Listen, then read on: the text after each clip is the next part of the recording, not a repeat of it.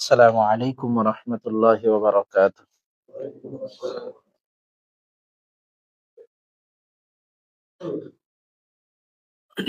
إن الحمد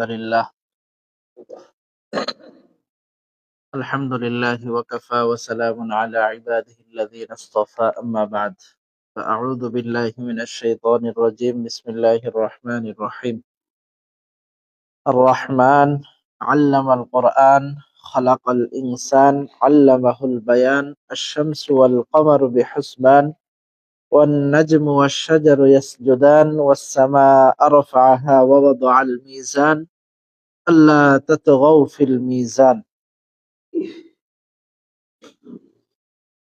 صدق الله العظيم. আলহামদুলিল্লাহ, আল্লাহ সুবহানাহু ওয়া তাআলা এর দরবারে শুকরিয়া আদায় করছি যে আল্লাহ সুবহানাহু ওয়া তাআলা আমাদেরকে এশার নামাজ জামাতের সাথে আদায়ের পরে প্রতি সপ্তাহে তাফসীরুল কোরআনের অনুষ্ঠানে সমবেত হওয়ার তৌফিক দান করেছেন।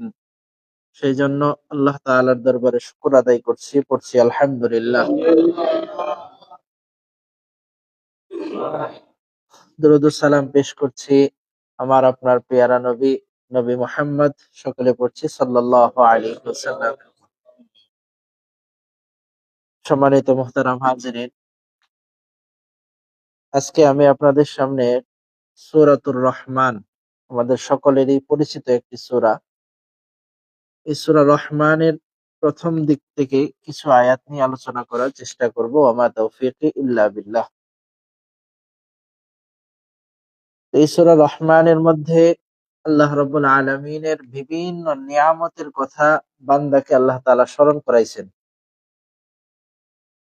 এর আগের সূরা, এই সূরার মধ্যে আল্লাহ তাআলা কাফেরদের বিভিন্ন নিদর্শন এবং তাদের অবাধ্যতার কিছু শাস্তির বর্ণনা করেছেন।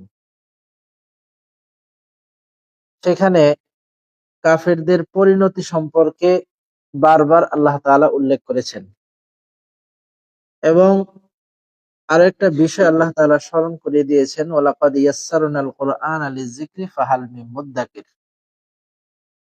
আল্লাহ তাআলা বলতেছেন, তোমাদের মধ্যে আছে কি এমন কেউ? ওয়ালাকাদ ইয়াসসারনাল কুরআন, আল্লাহ তাআলা কোরআনকে সহজ করেছেন।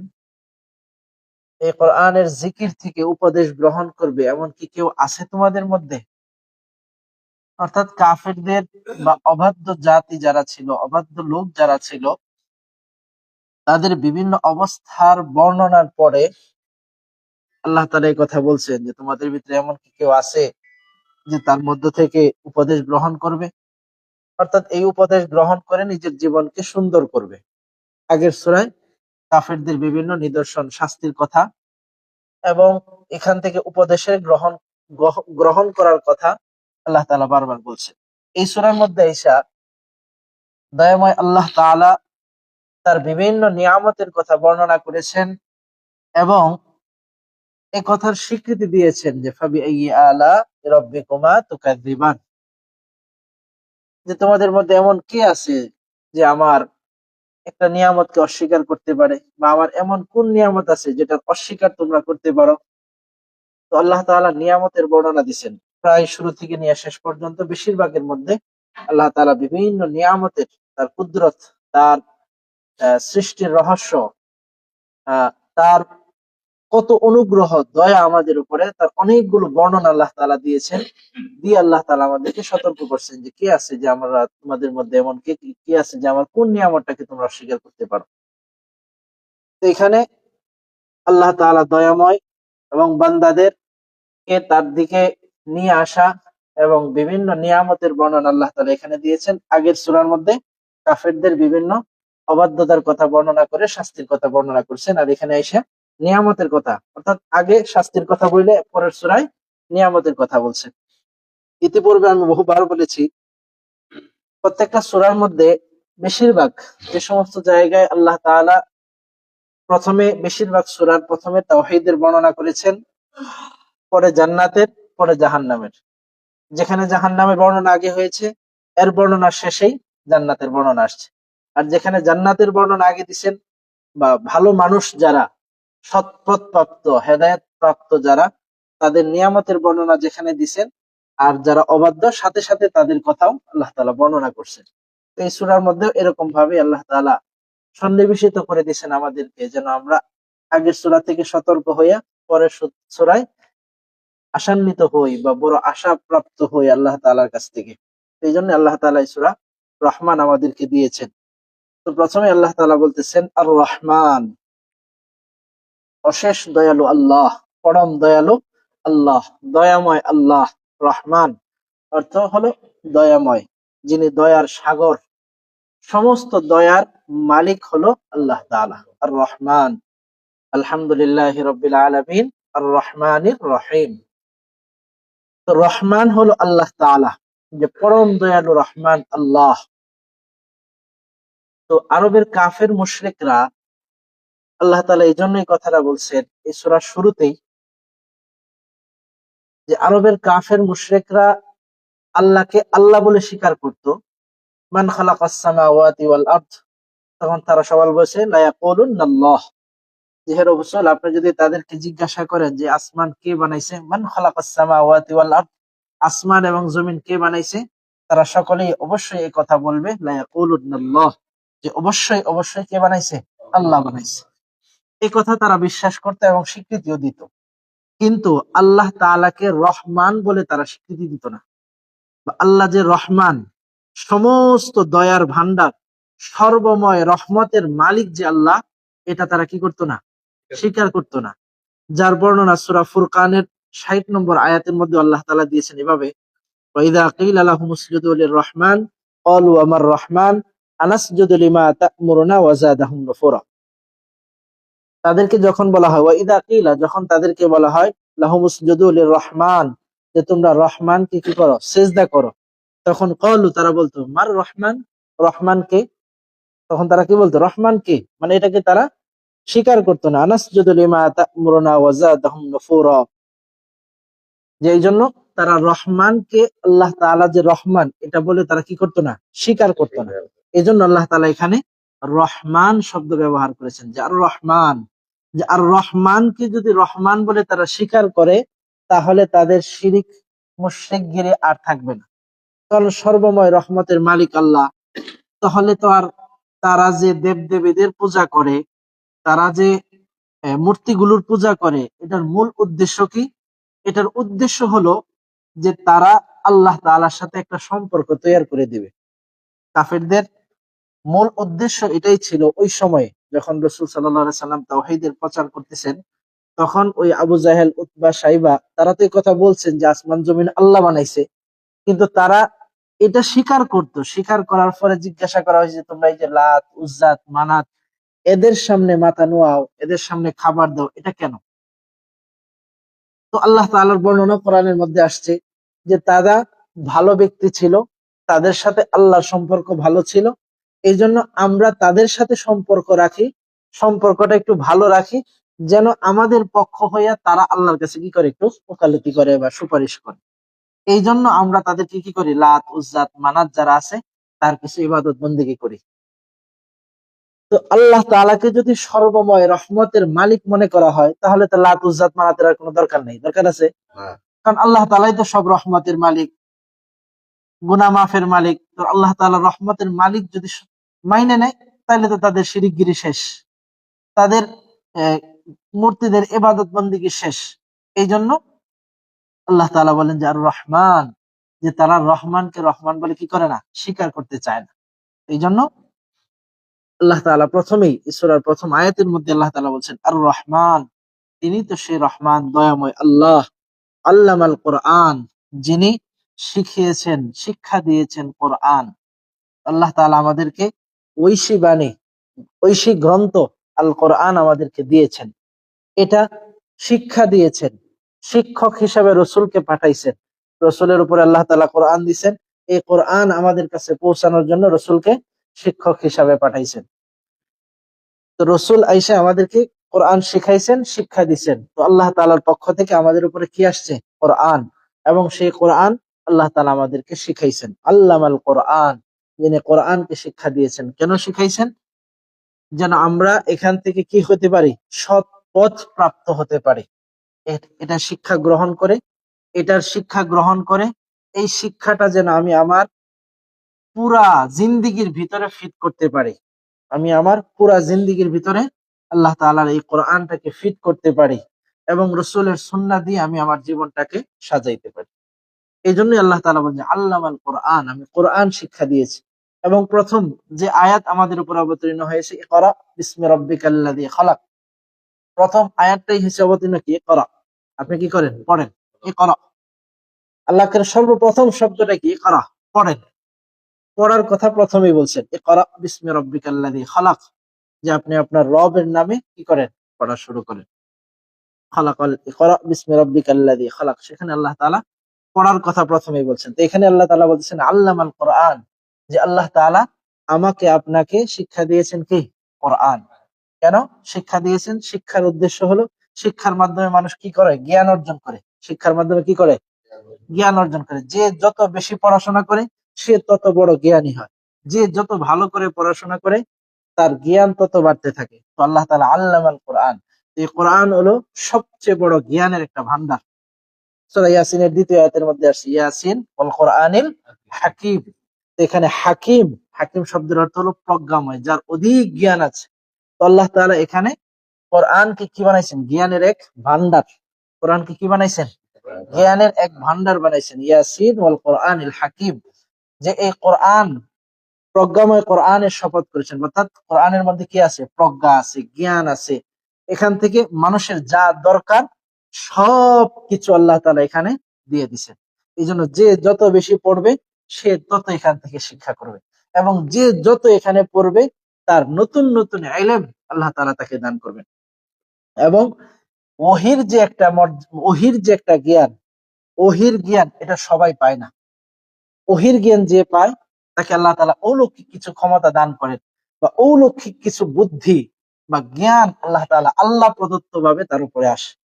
এই জন্য এখান থেকে যে যত বেশি রিচার্জ করবে, যে যত বেশি পড়াশোনা করবে, আল্লাহ তাআলা তাকে তত বেশি জ্ঞানের মালিক, তত বেশি এলেমের মালিক আল্লাহ তাআলা বানাবে। এই জন্য আল্লামাল কোরআন, আল্লাহ তাআলা কোরআনকে শিক্ষা দিয়েছেন। খলাকাল ইনসান, এবং সৃষ্টি করেছেন মানুষ। আল্লাহ তাআলা মানুষকে সৃষ্টি করছেন, অর্থাৎ এই কোরআনটা মানুষের উপরে এবং জিনের উপরে, মানুষ এবং জিনের জন্য আল্লাহ তাআলা পাঠাইছেন শেষ নবীর উম্মত হিসাবে। মানুষ যেমন রসুলের উম্মত, জিনও এরকম ভাবে কি আছে? রসুলের উম্মত আছে। সূরা জিনের মধ্যে আল্লাহ তাআলা বিস্তারিত বর্ণনা করছেন সেখানে, যে জিনও রসুলের কাছে আইসা বায়াত গ্রহণ করছে, ইসলাম গ্রহণ করছে। এরকম বহু জিন আছে। এই জন্য আল্লাহ তাআলা বলেন খালাকাল ইনসান, আমি মানুষকে সৃষ্টি করেছি। আল্লামাহুল বায়ান, এবং তাকে ভাব প্রকাশ, মনের কথা প্রকাশ করা শিখিয়েছি। আল্লামাহুল বায়ান, তাকে বয়ান শিক্ষা দিছি। তাকে তার মনের কথা বলার যত যা প্রয়োজন সবকিছু আমি তাকে শিক্ষা দিয়েছি। এই যে আমরা কথা বলতেছি, এটা আমার কোনো শক্তি আছে বলার? বলেন, কত মানুষই তো আছে, কত মানুষই আছে তার জিহ্বা ঠিক আছে, তার আল জিহ্বা আছে, সবকিছু আছে, একেবারে দেখতে সুন্দর সুঠাম, কোনো আমার মধ্যে আর তার মধ্যে তফাৎ নাই, কিন্তু সে কথা বলতে পারে না। আছে না নাই? তার কোনো কমতি আছে? কোনো কমতি নেই। দেখলে বোঝাও যাবে না সে আসলে বোবা নাকি সে কথা বলতে পারে। কিন্তু এটা পুরাপুরি আল্লাহ তাআলারই একটা কি? কুদরত। এই যে আমি কথা বলতেছি, কিসের শক্তি বলে বলতেছি? প্রাণীও তো আওয়াজ করে, তার আওয়াজ তো এরকম ভাবে সুন্দর স্পষ্ট হয় না, হয়? সে তো, তারও আওয়াজ হয়, কিন্তু তার আওয়াজ কেউ বুঝে না। আমরাও আওয়াজ করতেছি, কিন্তু আমাদের আওয়াজের একটা অর্থ আছে। প্রত্যেকটা আওয়াজ, আমরা যে আওয়াজ করি, এই আওয়াজের একটা অর্থ আছে। এই যে আওয়াজটা বের হচ্ছে, এটার কি আলাদা কোনো কুদরত আছে? জিহ্বা তো প্রাণীরও আছে। সমস্ত সৃষ্টির আল্লাহ তাআলা জিহ্বা দিছেন, কিন্তু এই জিহ্বা দিয়ে সবাই কি করতে পারে না? কথা বলতে পারে না। কথা বলার, ভাব প্রকাশ করার, মনের ভিতরে যা আছে সব কিছুকে প্রকাশ করার যোগ্যতা আল্লাহ তাআলা আমাদেরকে দিয়েছেন। আল্লামাহুল বায়ান, যে মানুষকে বলার শক্তি দিয়েছেন, বয়ান করার শক্তি দিয়েছেন, যেন সে কি করতে পারে? বয়ান করতে পারে। বয়ান করবে কি মানুষের গালির মাধ্যমে? মানুষের ক্ষতির মাধ্যমে না, বয়ান শিক্ষা দিচ্ছে। এই জন্যই যেন এই বয়ান করে করে সে তার নিজের জীবনকে কি করতে পারে, পরিবর্তন করতে পারে এবং আল্লাহ তাআলার দিকে সে নিয়ে যেতে পারে। এই জন্য বলার শক্তি আল্লাহ তাআলা শুধুমাত্র মানুষ আর জিনকেই দিছেন। মানুষ আর জিনে কি করতে পারে, বলতে পারে। আর কোন প্রাণী এরকম ভাবে আমরা যেভাবে বলি এই বলার যোগ্যতা আর কাউকে দেয়নি। সবাই বলে কিন্তু কারো বলা মানুষের মতো বলা হয় না। এই জন্য আল্লাহ তাআলা আমাদেরকে ভাব প্রকাশ করতে শিখাইছেন। মনের যত আকুতি আছে এগুলো বহির প্রকাশ ঘটানোর শক্তি দিছেন। কিন্তু যে বোবা সে কিন্তু এটা কি করতে পারে না, তার বহু কথা থেকে যায় যেটা প্রকাশ করতে পারে না। মানুষকে বুঝায় একটা, কিন্তু মানুষ বুঝে আরেকটা। সে চায় একটা করতে, কিন্তু মানুষ বুঝে আরেকটা। কিন্তু সে তার পরিপূর্ণ ভাবকে প্রকাশ করতে পারে না। এই জন্য আল্লাহ তাআলা বলেন আল্লামাহুল বায়ান, আমি মানুষকে মনের ভাব প্রকাশ করতে শিখিয়েছি। আশ-শামসু ওয়াল কামারু বিহিসবান, আশ-শামসু ওয়াল কামার, চন্দ্র এবং সূর্য, বিহিসবান, একটা কক্ষপথকে সে অনুসরণ করে চলে। চন্দ্র এবং সূর্য সে তার হিসাব মতো চলে। চন্দ্র যতই সে চেষ্টা করুক সে কোনোদিন সূর্যকে ধরতে পারবে না। সূর্য যতই চেষ্টা করুক সে আইসা কি করতে পারবে না, চন্দ্রকে ছুঁইতে পারবে না, ধরতে পারবে না। দুইটার ঘর্ষণ যেদিন হবে সেদিন ধ্বংস হয়ে যাবে সবকিছু। তো সকলেই তার আসল কক্ষপথে চলে, কেউ কারো পথে বিঘ্ন ঘটায় না। এটা কার সৃষ্টি? আল্লাহ তাআলার সৃষ্টি। এটা আল্লাহ তাআলা বলেন যে এটা আল্লাহ তাআলার এক অনন্য সৃষ্টি, যে কেউ কারো পথে কখনো বাধা হয়ে দাঁড়ায় না। এই যে শত শত বছর, হাজার হাজার বছর ধরে চন্দ্র তার আপন গতিতে চলতেছে, সূর্য তার আপন গতিতে চলতেছে, এটা তার প্রত্যেকের কক্ষপথে, তার প্রত্যেকের হিসাব মতে তার কখন কোথায় উদিত হবে সব আল্লাহ তাআলা তাদেরকে সীমানা দিয়ে রাখছেন। এই সীমানা অনুযায়ী সে তার কক্ষপথে চলতেছে। ওয়ান নাজমু ওয়াশ শাজারু ইয়াসজুদান, আল্লাহ তাআলা বলেন ওয়ান নাজমু ওয়াশ শাজার, চন্দ্র এবং গাছপালা। ওয়ান নাজম, নাজম মানে তারকা, ওয়াশ শাজার মানে গাছ, ইয়াসজুদান তারা সকলে কি করে, সেজদা করে। তারা সকলে কি করে, আল্লাহ তাআলাকে সেজদা করে। ওয়ান নাজমু ওয়াশ শাজারু ইয়াসজুদান, তৃণলতা, বৃক্ষ, যা কিছু আছে সবকিছুই আল্লাহ তাআলাকে কি করে, সেজদা করে। প্রত্যেকে তার আপন অবস্থায় আল্লাহ তাআলাকে সেজদা করে। শুধুমাত্র মানুষকে আল্লাহ তাআলা শক্তি দিয়েছেন যে সে তার কপালকে মাটিতে ঠেকাইতে পারে। এই কপালকে আল্লাহ তাআলা সম্মানিত করছেন। আর কোন সৃষ্টিকে আল্লাহ তাআলা এত সম্মানিত করেন এই কপালকে।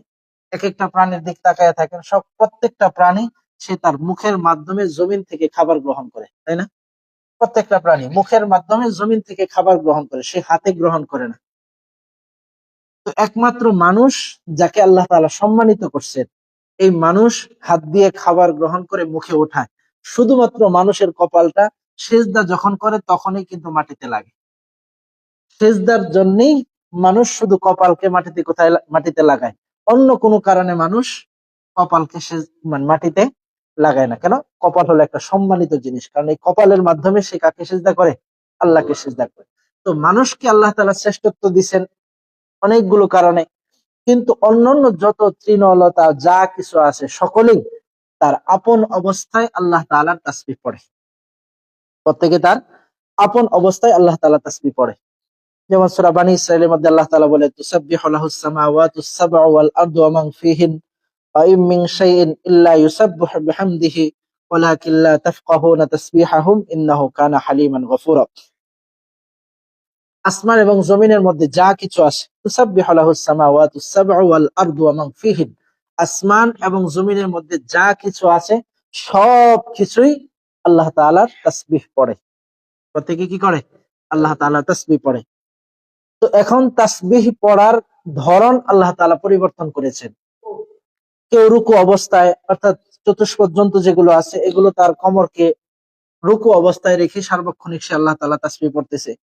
কেউ মাটিতে শোয়া অবস্থায়, অর্থাৎ সাপ বিচ্ছু যেগুলো আছে, মাছ টাছ, এগুলো তারা সার্বক্ষণিক শোয়া অবস্থায় আল্লাহ তাআলা তাসবিহ পড়তেছে। গাছপালা যা কিছু আছে দাঁড়ানো অবস্থায় আল্লাহ তাআলা তাসবিহ পড়তেছে। তো প্রত্যেকটা প্রাণী এবং আসমান এবং জমিনের ভিতরে যা আছে সবই কি করে? আল্লাহ তাআলা তাসবিহ পড়ে। এক একজনের তাসবিহ পড়ার ধরন এক এক রকম।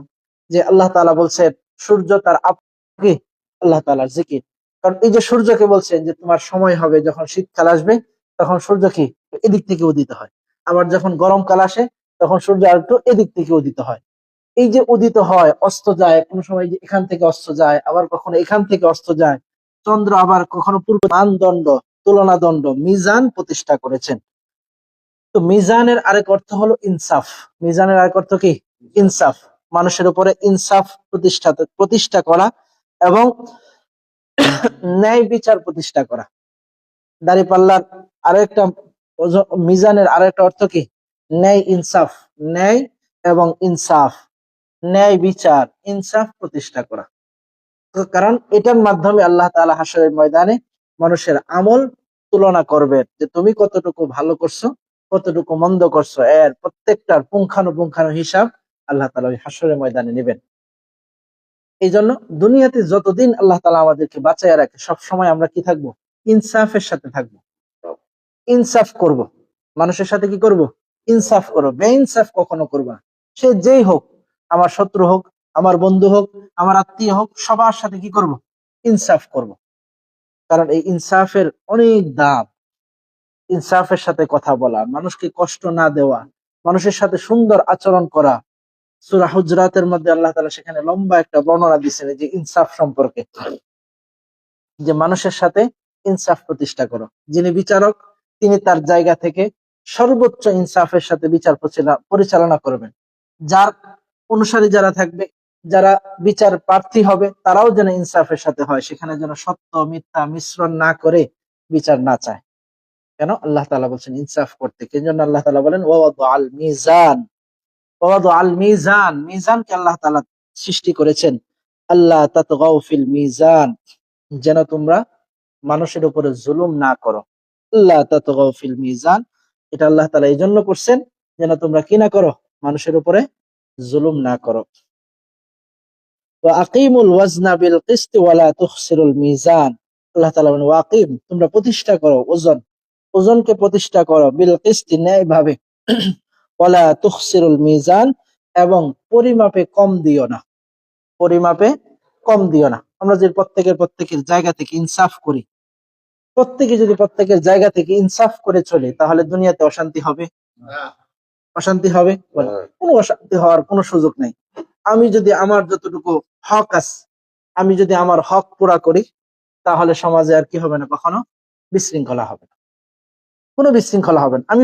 আমি আমার জায়গা থেকে আমার দায়িত্ব পালন করি, আপনি আপনার জায়গা থেকে সবাই সবার দায়িত্ব পালন করে, তাহলে সমাজে ফিতনা হবে বলেন? এই জন্য আল্লাহ তাআলা এখানে বলছেন যে তোমরা কি করো? ইনসাফ প্রতিষ্ঠা করো। ইনসাফের কথা আল্লাহ তাআলা বারবার বলছেন। এবং এই ইনসাফ প্রতিষ্ঠা যদি করে না যাই দুনিয়া থেকে, বা আমি যদি ইনসাফ না করি, তাহলে দুনিয়াতেও ক্ষতিগ্রস্ত হব, আখিরাতে আল্লাহ তাআলা বলছেন তুলনাদণ্ড, মানদণ্ড তোমাদেরকে দিলাম, সেই জন্য তুলনাদণ্ডের হিসাব, মানদণ্ডের হিসাব ওই সময় তোমাদের কাছ থেকে কড়ায় কন্ডায় আদায় করব। আর যদি আমি মানুষের সাথে ইনসাফ না করি, এটা হলো সবচেয়ে বড় ক্ষতির এক কারণ হবে। কেন? আল্লাহ তাআলা ইবাদতের দুইটা ধরন। ইবাদতের কয়টা ধরন? দুইটা ধরন। একটা হলো সরাসরি বান্দা আর আল্লাহর সাথে সম্পর্ক, একটা বান্দা আর আল্লাহর সাথে সম্পর্ক। এখানে বান্দার সাথে কোনো সম্পর্ক নাই। যেমন নামাজ আছে, রোজা আছে, হজ আছে, এরকম যে ইবাদত গুলো আছে, এটা সরাসরি কার সাথে সম্পর্ক? আল্লাহর সাথে সম্পর্ক। আরেক প্রকার ইবাদতের ধরন, সেটা হলো বান্দার সাথে আল্লাহর সম্পর্ক। মানে বান্দা বান্দার সাথে সম্পর্ক হয়, বান্দা বান্দার সাথে। তো বান্দা বান্দার সাথে যে সম্পর্ক, হক্কুল ইবাদ যেটাকে বলা হয়, এই হক্কুল ইবাদত এটা খুবই জটিল একটা ইবাদত। হক্কুল ইবাদতটা এটা কি? খুবই জটিল এবং কঠিন। এটা যেমন মানুষকে অনেক উপরে খুব সহজে উঠায়, আবার খুব সহজে একেবারে নিচে নামাইয়া দেয়। অর্থাৎ এখানে আল্লাহ তাআলা এটার ফজিলত যেমন বেশি রাখছেন। ইনসাফ যদি আপনি সমাজে প্রতিষ্ঠা করেন, মানুষের একটু ভালো কাজে অগ্রসর করেন, এটার মধ্যে অনেক নেকি আল্লাহ তাআলা রাখছেন। যে আপনার একজন ভাই, তিনি ভাই, একজন মানুষের আপনি বিপদে পাশে দাঁড়াইছেন, তাকে একটু সেবা করছেন, তাকে একটু রাস্তা পর্যন্ত দেখাইছেন যে ভাই রাস্তাটা এদিক দিয়ে গেলে ওখানে 300 ফিটটা এখানে, এই যে একটা রাস্তা দেখাইলেন, এটাও একটা কিন্তু গুরুত্বপূর্ণ ইবাদত, এবং এটার মধ্যে আল্লাহ তাআলা সওয়াব রাখছেন। তো পক্ষান্তরে যখন আপনি মানুষের হক নষ্ট করবেন, মানুষের সাথে খারাপ করবেন, মানুষের সাথে বদ আচরণ করবেন, তখন এটার ক্ষতিটাও অনেক বড়। এই জন্য আল্লাহ তাআলা বান্দার হকের ব্যাপারে বারবার সতর্ক করছেন। কোরআনে বহু আয়াত আসছে, বহু আয়াত আসছে, এবং বেশি বেশি আল্লাহ তাআলা রাসূল বর্ণনা করছেন যে বান্দার হক তোমরা বেশি বেশি পুরা করো, বান্দার হক যাতে তোমার দ্বারা নষ্ট না হয়। আর আমরা এই জিনিসটাই সবচেয়ে বেশি করি, গীবতের মাধ্যমে বান্দার হক নষ্ট করি, বাবা মারা যাওয়ার পরে বোনের হক, ভাইয়ের হক এভাবে নষ্ট করি, ওয়ারিসদের হক নষ্ট করি, তাদেরকে গালি দিই। এই যে একটা বিচ্ছেদ অবস্থা হয়, বেশিরভাগ পরিবার এরকম দেখা যায় যে বাবা মারা যাওয়ার পরে যাদের আর্থিক অবস্থা একটু ভালো, তাদের মধ্যে সবচেয়ে প্রথম যে জিনিসটা হয় সেটা হলো সম্পদ নিয়ে গেঞ্জাম হয়। ভাই বোনের হক বুঝাইয়া দেয় না, বা এক ভাই অন্য ভাইয়েরটা নিয়ে নেয়, বা এক ভাই আরেক ভাইকে ঠকানোর চেষ্টা করে, ভালো যে একটু প্রভাব আছে সে ভালো ভালো জায়গাগুলো নিয়ে নেয়, আর মন্দ জায়গাগুলো অন্য ভাইয়ের জন্য রাখে বা বোনের জন্য রাখে, বোনের হক পুরা করে না। এরকম ভাবে বহু হক আছে, শুধু সম্পদ না, বহু হক আছে। আত্মীয়, এক আত্মীয় আর আত্মীয়ের সাথে সম্পর্ক রাখবে, এরকম হক, বহু হক আল্লাহ তাআলা বান্দার সাথে রাখছেন। এই জন্য বান্দার হক পুরা করলে সেটার ফজিলত যেমন বেশি, পুরা না করলে তার ক্ষতিটাও ওইরকম বেশি। এই জন্য আল্লাহ তাআলা বারবার ইনসাফের কথা বলছেন, তুলনা দ্বন্দ্বের কথা বলছেন, মিজানের কথা আল্লাহ তাআলা বলছেন। যে ওয়াল আরদা ওয়াদাআহা লিল আনাম, আল্লাহ তাআলা পৃথিবীতে তার সৃষ্টির জন্য, পৃথিবীর মানুষের সৃষ্টির জন্য আল্লাহ তাআলা তুলনা দ্বন্দ্ব সৃষ্টি করেছেন। ফিহা ফাকিহাতুন, এবং তার মধ্যে আছে ফলমূল, ওয়ান নাখল, খেজুর গাছ, জাতুল আকমাম, জাতুল আকমাম, অনেক ধরনের। জাতুল আকমাম হলো আবরণ বিশিষ্ট ফল। তো বহু ফল আছে, আবরণ দেওয়া, আবরণ ছাড়া, অনেক প্রকারের ফল ফলাদির কথা আল্লাহ তাআলা এখানে বলছেন। আল্লাহ তাআলা এখানে বলেন ফিহা ফাকি, আল্লাহ তাআলা তার মধ্যে বহু ধরনের ফল ফুল রাখছেন। ওয়ান নাখল, খেজুর গাছ, খেজুর ফল, খেজুর গাছ, জাতুল আকমাম, যেটা আবরণ বিশিষ্ট। অর্থাৎ খেজুর গাছ সম্পর্কে এটার জন্য আল্লাহ তাআলা বললেন এটা হলো অনন্য একটা গাছ, এটার ফলটা দীর্ঘদিন সংরক্ষণ করে রাখা যায়। আরবের মানুষের জন্য এটা একটা উত্তম ফল। এটা তাফসিরের মধ্যে, এই আয়াতের তাফসিরের মধ্যে বর্ণনা আসছে, সময় মনে একটু বেশি হয়ে যাচ্ছে, শেষ করে দিচ্ছি। তো এই আল্লাহ এই খেজুর গাছ সম্পর্কে এই জন্য বর্ণনা আসছে, তাফসিরে ইবনে কাসির সহ কয়েকটা তাফসিরের মধ্যে বর্ণনা আসছে যে ওমর রাদিয়াল্লাহু তাআলা আনহু শাসন আমলে রোমের বাদশা এই খেজুর গাছের প্রশংসা করে বলছেন যে এটা নিঃসন্দেহে একটা জান্নাতি গাছ। কেন কেন বর্ণনা করছেন যে এটার ফলটা হলো এত সুন্দর, উপর দিয়ে আল্লাহ তাআলা আবরণ দিবেন এবং ভিতরে বিচি দিবেন, বিচির থেকে যেন কোনো জীবাণু ফলের ভিতরে না আসতে পারে, এই জন্য খেজুরের বিচির উপরেও কিন্তু একটা আবরণ আছে, বিচির উপরেও একটা কি আছে, আবরণ আছে। এই জন্য আল্লাহ তাআলা আবরণের কথা এখানে বলছেন যে কত সূক্ষ্ম ভাবে উপরেও এক ধরনের আবরণ দিছেন, এবং ভিতরেও বিচি থেকে যেন কোনো জীবাণু কোনো কিছু লম্বা সময় থাকলে যেন তার ভিতরে প্রভাব না ফেলে, এই খাবারের ভিতরে প্রভাব যেন না ফেলে, এই জন্য ভিতর ও বিচির মধ্যে একটা আবরণ দিয়ে রাখছেন। কারণ দীর্ঘদিন একটা বিচি যখন এক জায়গায় থাকে তখন সেখান থেকে চারা বের হয়ে যেতে পারে, কিন্তু আল্লাহ তাআলা যে আবরণটা দিয়ে রাখছেন, এই আবরণের কারণে দীর্ঘদিন থাকলেও সেখান থেকে কি হয় না, চারা বের হয় না। অন্যান্য ফল, আপনি আমের দিকে তাকান, আম যদি একটা সময় নির্দিষ্ট সময় পর্যন্ত রেখে দেন তখন এখান থেকে কি হয়ে যায়, চারা বের হয়ে যায়। কাঁঠাল, তার ভিতরে যে আবরণ থাকলেও সেখান থেকে কি হয়ে যায়, পেকে গেলে মানে বিচি সহ তার ভিতর থেকে গাছ বের হইতে থাকে।